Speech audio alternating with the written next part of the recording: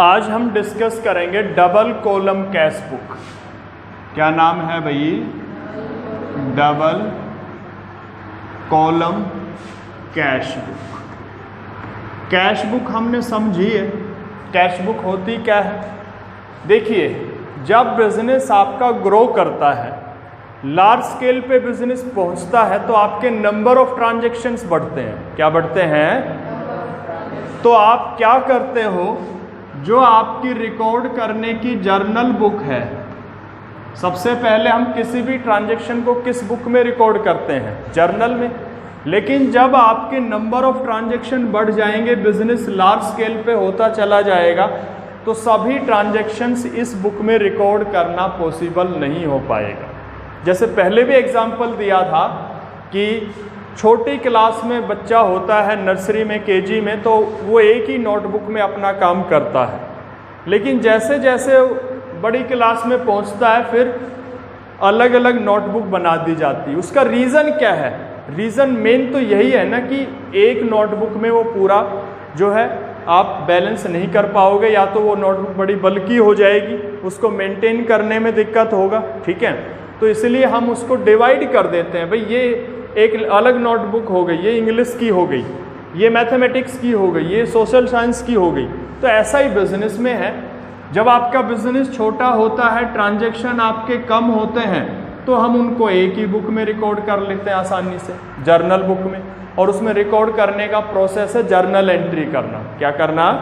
वो एक पूरा चैप्टर हमने सीखा था। लेकिन जब आपके ट्रांजैक्शन बढ़ते चले जाएंगे, एक बुक में रिकॉर्ड करना इतना इजी नहीं होगा, तो हम इसको अलग अलग पार्ट्स में डिवाइड कर देते हैं, अलग अलग बुक बना लेते हैं। उसमें एक बुक आती है सबसे पहले, कौन सी? Cash book. और हम जो अलग अलग डिवाइड करते हैं, अलग अलग बुक बनाते हैं, सब डिवाइड करते हैं जर्नल को, वो ट्रांजैक्शन के अकॉर्डिंग करते हैं। जैसे आप अपनी अलग अलग नोटबुक सब्जेक्ट के हिसाब से बनाते हो ना, इसमें ट्रांजैक्शन के हिसाब से, क्योंकि बिजनेस में तो ट्रांजैक्शन ही होते हैं। तो जो कैश के ट्रांजैक्शन है, उनको लिखने के लिए एक सेपरेट बुक हम रखते हैं।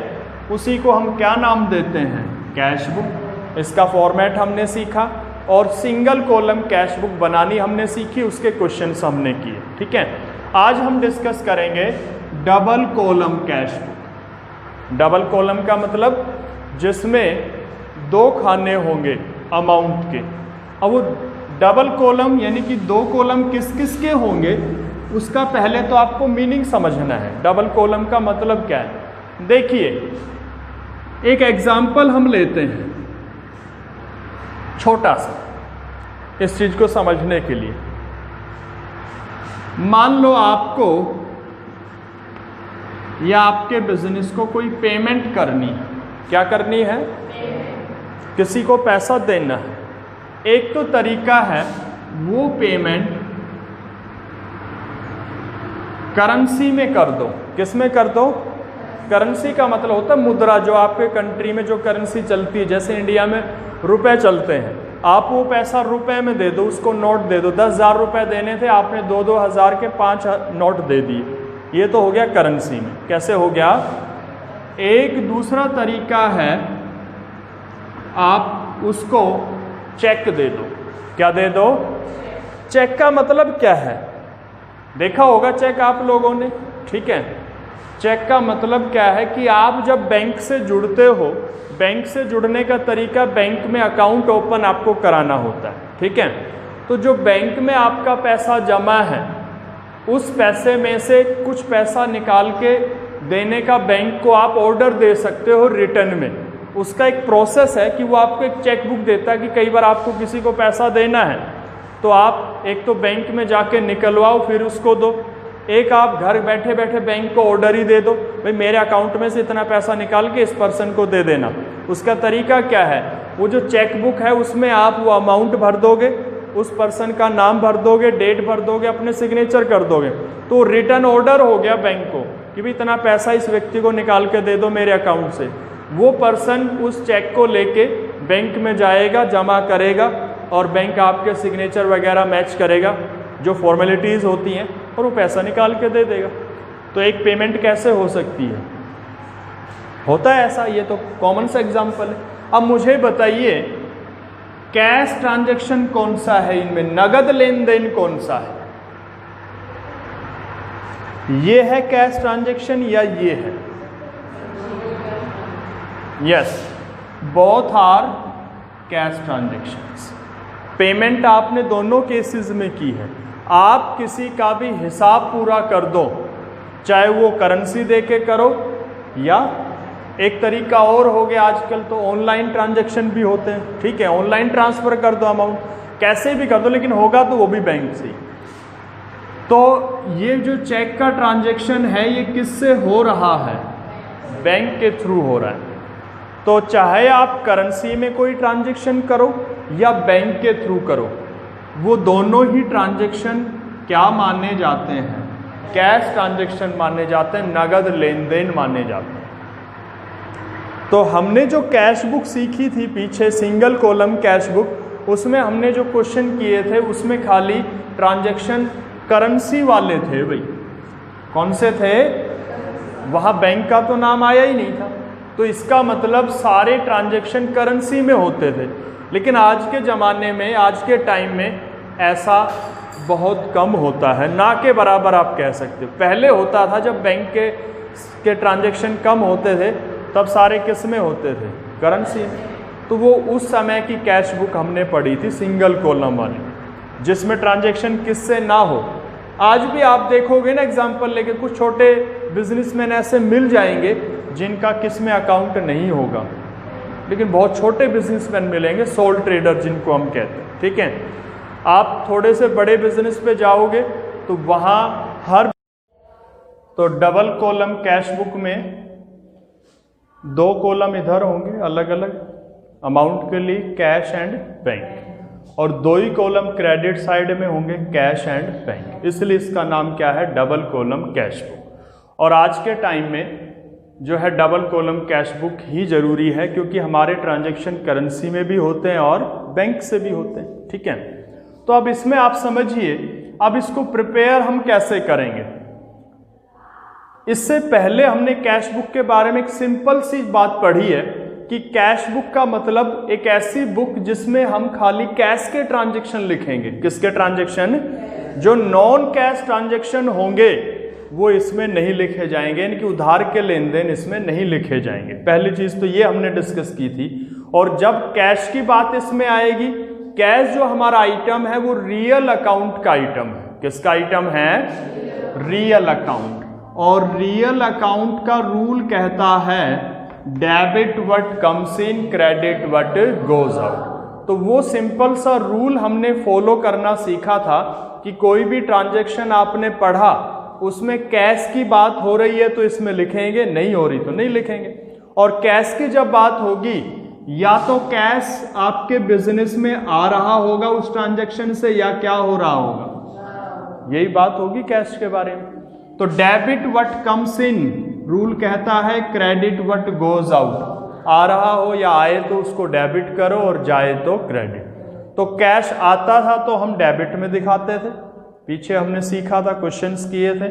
उस ट्रांजैक्शन का डेट लिखो, टू लगाओ, और जिस भी नाम से आ रहा है, सेल से आ रहा है तो सेल्स लिख दो, राम से आया तो राम लिख दो, जिस भी नाम से आ रहा है। और अगर पैसा गया है, ऐसा कोई ट्रांजैक्शन है, तो उसको क्रेडिट में दिखाना, डेट बाई लगाना है। और जिस भी चीज़ के लिए पैसा गया है, आपने गुड्स खरीदा है, परचेजेस लिखेंगे, मशीन खरीदी है, मशीन लिख देंगे, सैलरी दी है, सैलरी लिख देंगे, ठीक है। अब यहाँ पे समझिए, यहाँ पे भी वैसा ही है, लेकिन कैश की तो बात समझ ली थी हमने, कैश आए और जाए तो डेबिट और क्रेडिट में कैसे दिखाना है। यहाँ पे किसकी बात और आ गई? बैंक की बात आ गई। किसकी आ गई? तो कुछ ट्रांजैक्शन आपके बैंक के साथ होंगे, वो भी हमें लिखने हैं। और बैंक की हम बात करें, बैंक हमारा पर्सनल नेचर के अकाउंट में आता है। किस में आता है? पर्सनल का जो मीनिंग आपको समझाया गया था उसमें 4 बातें बताई गई थी। Any account related to any person, any firm, any company और एनी इंस्टीट्यूशन। इन 4 चीजों से जुड़ा हुआ कोई भी अकाउंट पर्सनल अकाउंट की डेफिनेशन में आता है। तो बैंक एक इंस्टीट्यूशन होता है, संस्था होती है, तो इसलिए पर्सनल अकाउंट में आएगा। और पर्सनल अकाउंट का रूल क्या है? Debit the receiver, debit the credit the giver. ये छोटे छोटे रूल हैं और ये बहुत बेसिक रूल हैं, इन्हीं पे पूरा अकाउंटिंग चलता है। तो जहां बैंक का ट्रांजैक्शन होगा, आप बैंक के साथ कोई ट्रांजैक्शन करोगे तो उस ट्रांजैक्शन को आप समझ के देखिए, या तो उस ट्रांजैक्शन में बैंक के साथ ट्रांजैक्शन करोगे कैसा, पैसे का ही लेन देन होगा, पैसा लेने का या देने का। तो बैंक या तो पैसा लेने वाला होगा या पैसा देने वाला हो सकता है, या तो रिसीवर हो सकता है या गिवर हो सकता है। तो अगर उस ट्रांजैक्शन में बैंक रिसीवर हो तो उसको किधर दिखाना है? Debit side. और अगर उस ट्रांजैक्शन में बैंक गिवर हो तो किधर दिखाना है? क्रेडिट। ये चीज ध्यान रखनी, ठीक है। अब देखिए और थोड़ा सा हम समझ लेते हैं। 4 बातें हैं सारी इसमें। कैश बुक हम बनाते हैं, पीछे हमने क्वेश्चंस भी किए थे। 4 बातें क्या क्या है?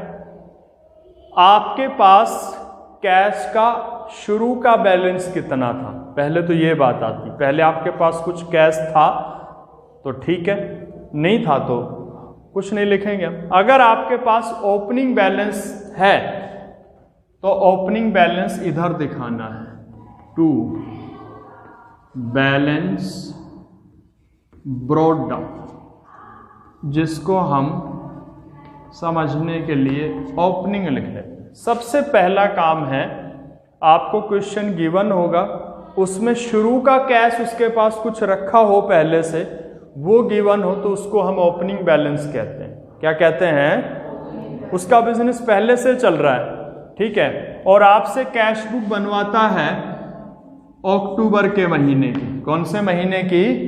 तो भाई पीछे से बिजनेस चला आ रहा है तो सितंबर में जो कैश बचा होगा आखिर में वो अक्टूबर के शुरू में होगा, यानी कि ओपनिंग बैलेंस होगा। होगा नहीं होगा? तो आपके पास अगर ओपनिंग बैलेंस गिवन है तो आप सबसे पहले उसको दिखाओगे। वो ओपनिंग बैलेंस कैश का हो सकता है या बैंक का हो सकता है या दोनों का हो सकता है। आप समझ के देखिए इस चीज को। जब आपके पास ओपनिंग बैलेंस दे रखा हो, क्या दे रखा हो? ओपनिंग बैलेंस हम अगर पहले कैश की बात करें, कैश का मिल सकता है, बैंक का मिल सकता है, दोनों का भी मिल सकता है। लेकिन हम इधर लिखेंगे या उधर लिखेंगे ये बात भी समझ लो, आप क्लियर कर लो, ठीक है। कैश का बैलेंस हमेशा ही डेबिट होता है। क्या होता है? डेबिट। कभी भी क्रेडिट बैलेंस नहीं होगा कैश का। क्या नहीं होगा? प्रैक्टिकली देख लो, मैथमेटिकल फॉर्म में बात करें, कैश कभी माइनस में नहीं हो सकता। किस में नहीं हो सकता? या तो होगा तो प्लस में होगा या होगा ही नहीं। ऐसा देखा है, हमारे कोई पूछे आपके पास कितने रुपए हैं, तो आप या तो कहोगे भाई इतने रुपए हैं, 500 है, 1000 है, 2000 है, तो कुछ प्लस का बैलेंस है ना, या कहोगे नहीं है यानी कि 0 है। कभी कहोगे क्या माइनस में है मेरे पास? नहीं। तो कैश कभी माइनस में हो ही नहीं सकता। अकाउंटिंग लैंग्वेज में जब प्लस का बैलेंस होना कैश का, उसको डेबिट बैलेंस बोला जाता है। कौन सा बैलेंस? डेबिट, ठीक है। तो कैश का तो डेबिट बैलेंस ही मिलेगा जब भी मिलेगा, और डेबिट बैलेंस हो तो उसको डेबिट साइड में लिखना, टू बैलेंस ब्रॉट डाउन, यहां लिख दोगे जो भी अमाउंट। बात खत्म। अब हम किस पे आते हैं? बैंक की अगर बात करें, बैंक का बैलेंस डेबिट भी होता है और क्या होता है? दोनों हो सकते हैं। मैथमेटिकल लैंग्वेज में बोले तो प्लस में भी हो सकता है, माइनस में भी हो सकता है। कभी ऐसा सुना है माइनस में है कैश बैंक बैलेंस? ठीक है। आपने बैंक में अकाउंट ओपन कराया, आपने कुछ पैसा जमा कर दिया, 20,000 रुपए जमा कर दिए, तो आपका 20,000 रुपया अकाउंट में प्लस में हो गया। किस में हो गया? जब बैंक बैलेंस प्लस में हो तो उसको डेबिट बैलेंस कहते हैं। कौन सा बैलेंस है? लेकिन अगर वो किसी कारण से माइनस में चला जाए तो वो कौन सा बैलेंस हो जाता है? क्रेडिट। लेकिन माइनस में जाता कैसे है ये समझ के देखिए। माइनस में जाएगा कब? भाई ये हमारा अकाउंट है,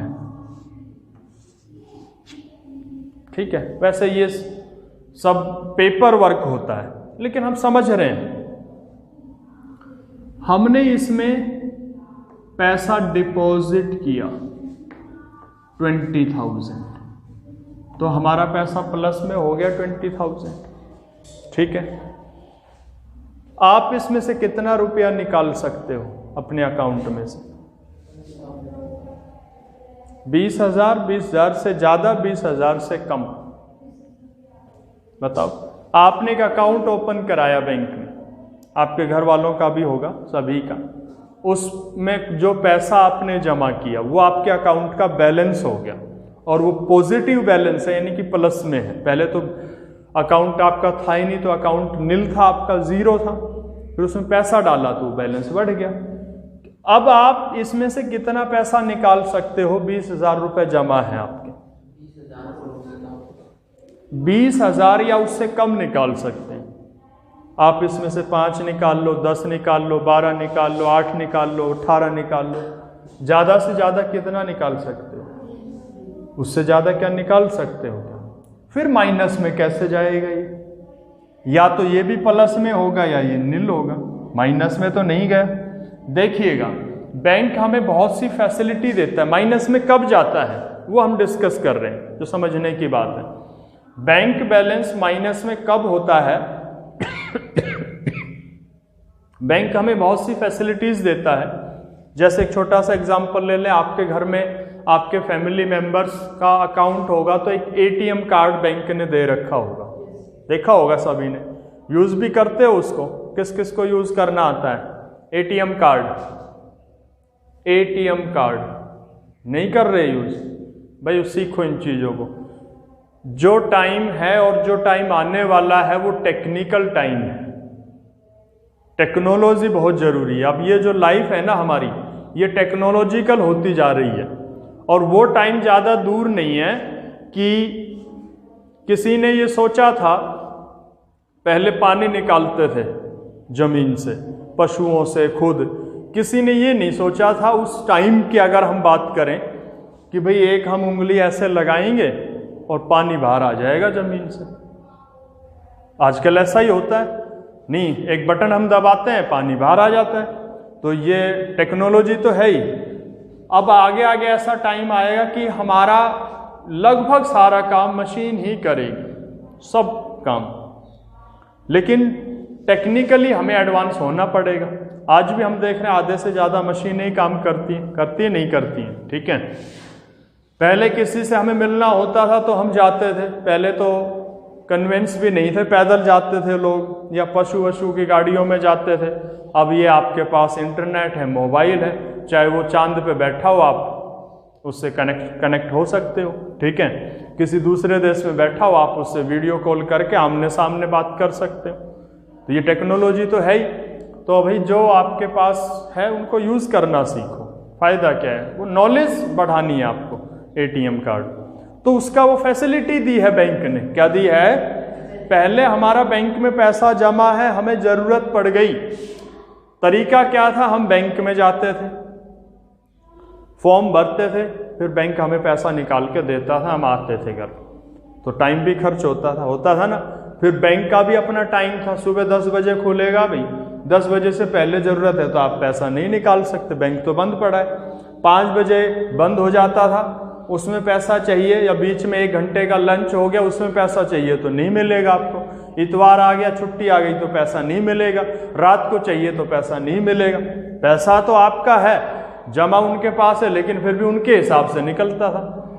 अब वो एटीएम सिस्टम जो हुआ है कि आप 24 घंटे कभी भी, चाहे रात को 12 बजे आपको जरूरत है पैसे की, आप एटीएम कार्ड लेके जाइए, मशीन में डालिए, पैसा ले लीजिए, आपको बैंक में जाने की जरूरत ही नहीं पड़ेगी। वो फैसिलिटी तो हुई ना। उस फैसिलिटी के बदले में वो कुछ पैसा भी लेता है। देखो ये तो सीधी सी बात है, जब आपको कोई फैसिलिटी मिलेगी तो चार्ज तो लिया जाएगा। तो ऐसे बैंक हमें बहुत सी फैसिलिटीज देता है। एक फैसिलिटी होती है ओवरड्राफ्ट फैसिलिटी। कौन सी फैसिलिटी? ओवरड्राफ्ट। ओवर का मतलब होता है अधिक, फालतू। और ये फैसिलिटी अपने उन कस्टमर को देता है बैंक जो उसके लिए रिलायबल होते हैं, विश्वसनीय होते हैं।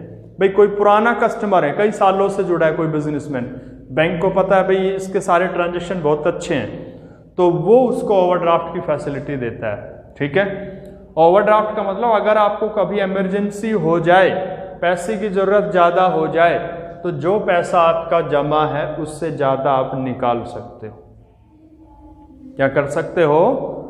तो जिसको फैसिलिटी मिलेगी वो पैसा ज़्यादा भी निकाल सकता है। अब वो बात अलग है, उसकी लिमिट भी होगी। भाई कितना ज़्यादा निकाल सकते हो? 20,000, 30,000, 50,000 वो बैंक लिमिट रखेगा और उसका पीरियड भी रखेगा। इतने पीरियड के बाद वो पैसा आपको देना भी पड़ेगा वापस। ये नहीं निकाल के बैठ जाओ, ऐसे तो सब निकाल के बैठ जाएंगे, फिर देना ही ना हो तो उसका पीरियड भी होता है और अमाउंट का लिमिट भी होता है। ठीक है, और जितने पीरियड के बाद आप दोगे उस पीरियड का वो इंटरेस्ट भी लेगा। क्या लेगा? वो एक अलग उसकी अपना जो सिस्टम है। लेकिन यहाँ पे बात हो रही है कि ये अकाउंट माइनस में कब जाएगा? जब आपके पास ओवरड्राफ्ट की फैसिलिटी है और आपने ज़रूरत पड़ने पे उससे ज़्यादा पैसा निकाल लिया। मान लो हमारा 20,000 रुपये जमा था और बैंक ने हमें ओवरड्राफ्ट फैसिलिटी दे रखी है। आप चाहो तो 5,000 रुपये ज़्यादा भी निकाल सकते हो ज़रूरत पड़ने पे। हमने 20 तो पहले ही था, ज़रूरत हो गई, हमने कितने इस अकाउंट में से निकाल लिए? जमा तो 20 था, निकाल लिए 5,000 फालतू। तो हमारा जो अकाउंट कितने माइनस में चला गया? तो ये 5,000 आपका ओवरड्राफ्ट कहलाएगा। क्या कहलाएगा? और अकाउंटिंग लैंग्वेज में ये क्रेडिट बैलेंस हो जाएगा। क्या हो जाएगा? क्रेडिट बैलेंस का मतलब क्या है?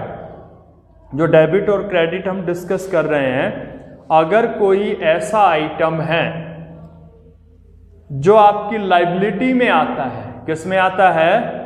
उसका क्रेडिट बैलेंस होगा। लायबिलिटी का मतलब क्या है? कि जो पैसा आपको देना है आने वाले टाइम में, किसी का भी देना है, वो आपकी लायबिलिटी है। तो ये 5,000 हमने फालतू निकाल लिया, ये पैसा हमें वापस भी जमा करना है, तो हमारे लिए लायबिलिटी हो गई। इसलिए लायबिलिटीज का सभी का क्रेडिट बैलेंस होता है। क्या होता है? Credit balance. और एसेट्स का सभी का डेबिट बैलेंस होता है। एसेट्स वो आइटम होता है जो आने वाले टाइम में आपको कैश या बेनिफिट दे, कैश या, ठीक है। तो भाई बैंक का डेबिट बैलेंस भी हो सकता है, क्रेडिट।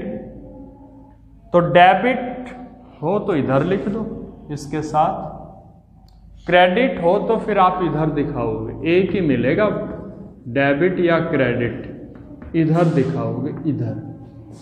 कैसे पता चलेगा क्रेडिट? उसके साथ या तो क्रेडिट वर्ड लिख देगा या ओवरड्राफ्ट वर्ड लिख देगा। क्या लिख देगा? तो अब पहली बात थी ओपनिंग बैलेंस दिखाना। कौन सा बैलेंस दिखाना? ओपनिंग। ओपनिंग बैलेंस कैश का तो हमेशा डेबिट मिलेगा, उधर ही लिखा जाएगा। बैंक का डेबिट भी मिल सकता है, क्रेडिट भी, ठीक है। डेबिट मिले तो इधर लिख दो बैलेंस बीडी के नाम से, क्रेडिट मिले तो इधर लिख दो, ठीक है। ये है ओपनिंग बैलेंस दिखाना। पहली बात हो गई पूरी। दूसरी बात,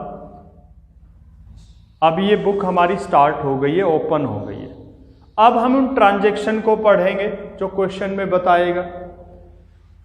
कैश के ट्रांजैक्शन लिखने हैं और बैंक के लिखने हैं। कैश के लिखने हैं और जो कैश में होते हैं या बैंक से रिलेटेड होते हैं। कैश के बारे में हम पहले भी पढ़ चुके हैं। कैश रियल अकाउंट का आइटम है। रूल कहता है debit what comes in, credit what. अगर ट्रांजैक्शन में कैश आ रहा है तो उसको डेबिट साइड में लिखना है। किस साइड में? उसकी डेट हम लिखेंगे और टू लिख के उसका नाम लिख देंगे, किस चीज का पैसा आया। वो माल बेचने से आया तो सेल्स, ठीक है। कमीशन का आया तो कमीशन, किसी पर्सन से आया तो उसका नाम लिख दो। राम से आया तो टू राम, एक्स से आया तो 2x, ठीक है। तो जिस भी चीज का पैसा आया उसके नाम से यहां दिखा देना है, जो भी कैश के ट्रांजैक्शन।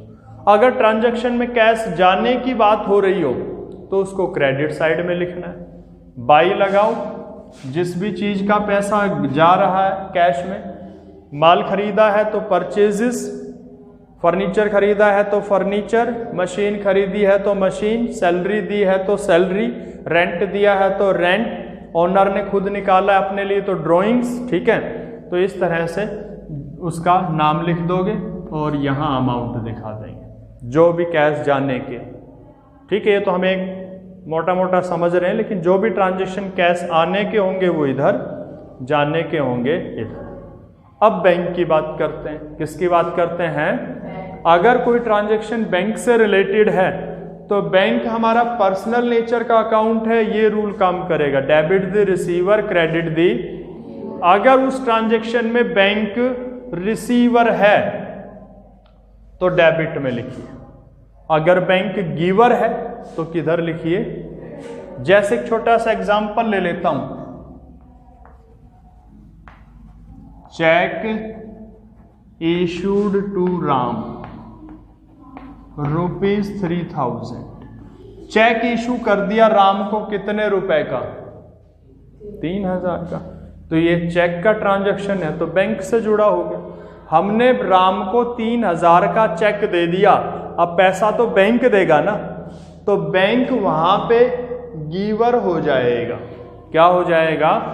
चेक हमने दिया है लेकिन वो चेक लेके जाएगा, पैसा तो बैंक से मिलेगा, तो बैंक क्या हो जाएगा? गिवर। और जब बैंक गिवर हो, बैंक से जुड़े हुए ट्रांजैक्शन में बैंक गिवर हो तो इधर दिखाना है बाय, उसकी डेट जो भी होगी, डेट तो लिखनी है हमें, किसको दिया है?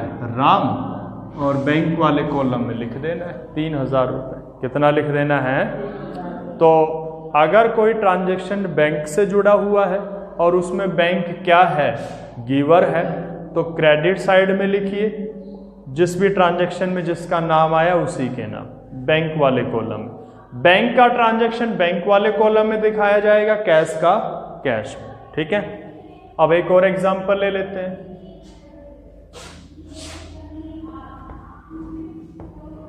Check received from X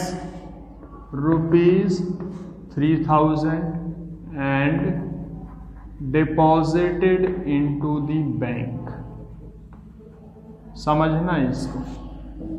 check receive हुआ किससे? राम X से। किससे हुआ? X से एक चेक मिला हमें और हमने उसको बैंक में डिपॉजिट करा दिया। किस में डिपॉजिट?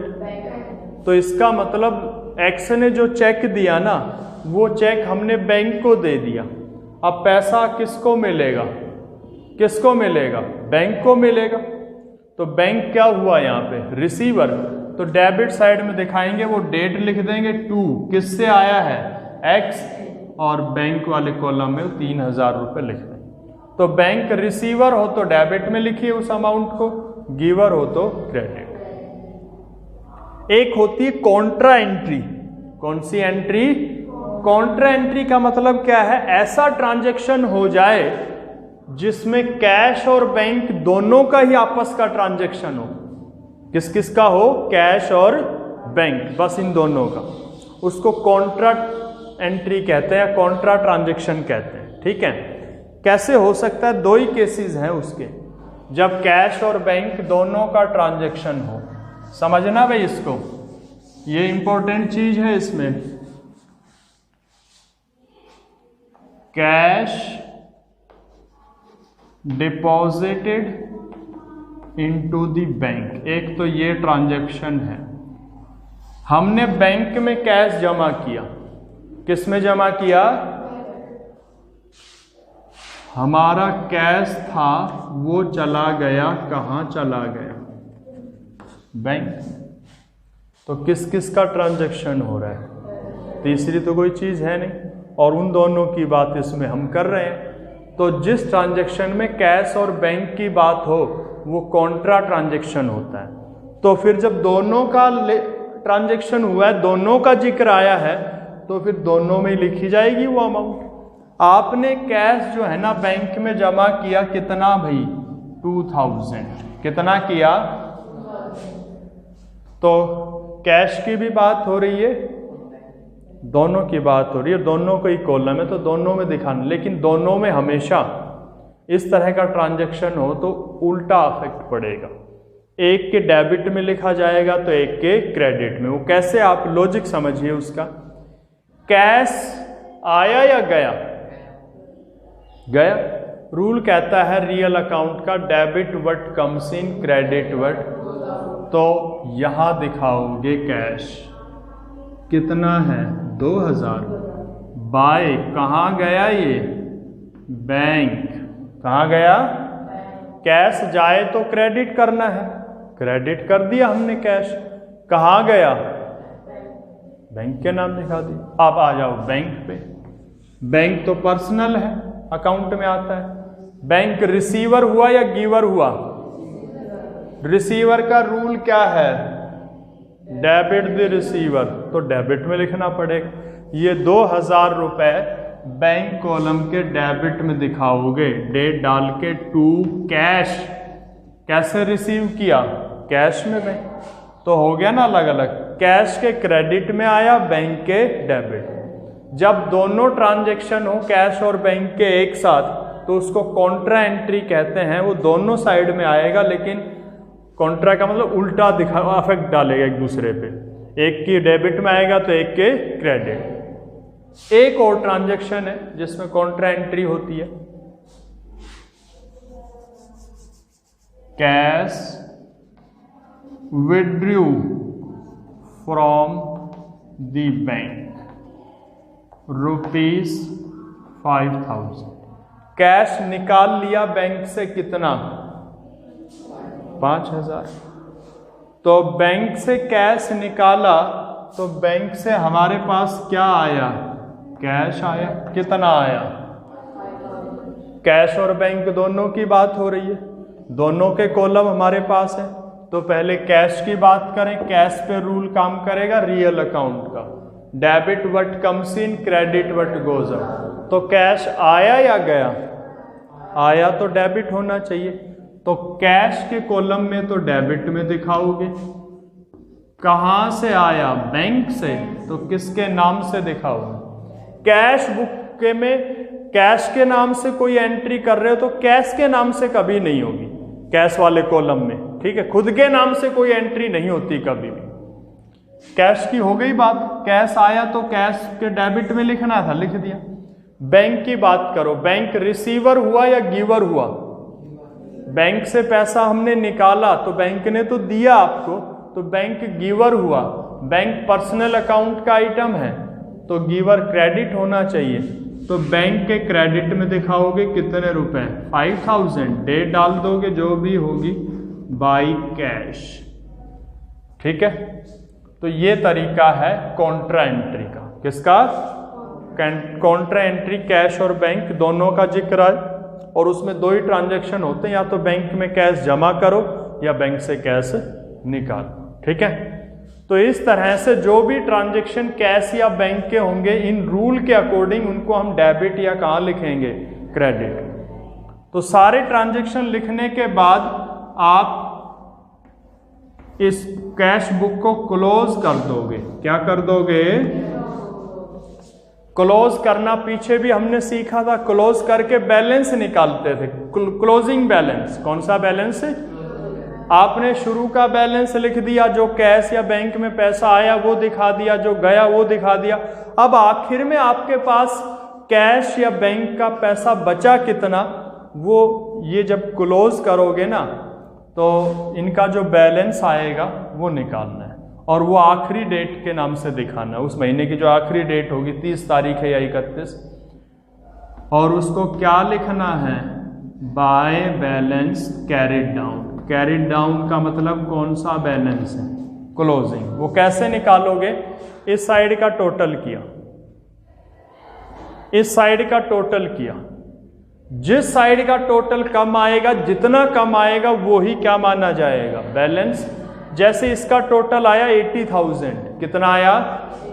इस साइड के कैश का टोटल आया 65,000, उसका आया था 80, तो डिफरेंस कितना बना भाई? 15,000। कितना बना? वो बैलेंस। टोटल बराबर लिखना है, जैसे 80 है तो यहां भी 80, इसका 65 आ रहा है, तो जो 80 बनाने के लिए कितना बैलेंस और आ जाएगा 15, वो बचा हुआ कैश आ जाएगा। ऐसे ही बैंक का करना है। क्या करना है? कैश का तो हमेशा यही निकल के आएगा क्लोजिंग बैलेंस, क्योंकि कैश कभी भी माइनस में नहीं हो सकता। और बैंक का इधर का भी आ सकता है, इसका तो यही आएगा, इसका ये भी आ सकता है, ये भी इधर का भी आ सकता है। उसको भी हम क्या लिखेंगे? Balance carry down closing. जैसे बैंक का दोनों हो सकता था ना, ओपनिंग क्लोजिंग भी दोनों आ सकता। ठीक है, तो ये आपका तरीका है डबल कॉलम कैश बुक बनाना। क्या बनाना? तो इसको आप समझोगे, आपको एक एक चीज़ समझाई गई है। ठीक है, और इसके क्वेश्चंस आप करके देखो। ठीक है, कोई प्रॉब्लम हो तो अपनी लेकर आओ। तो डबल कॉलम कैश बुक कैसे बनती है? डबल कॉलम का मतलब इसमें दोनों अलग अलग कॉलम अमाउंट के हम रखते हैं, कैश का अलग, बैंक का अलग। क्योंकि आजकल जो ट्रांजैक्शन है वो कैश करेंसी में भी होते हैं और बैंक से भी होते हैं। कैश में दोनों चीज़ें आती हैं। तो और इन दोनों के रूल आपको बता दिए। कैश जो आइटम है वो रियल अकाउंट का आइटम है, तो रियल अकाउंट का रूल काम करेगा, debit what comes in, credit what goes out. Cash आ रहा हो किसी ट्रांजैक्शन के तो डेबिट में लिखिए, जा रहा हो तो क्रेडिट।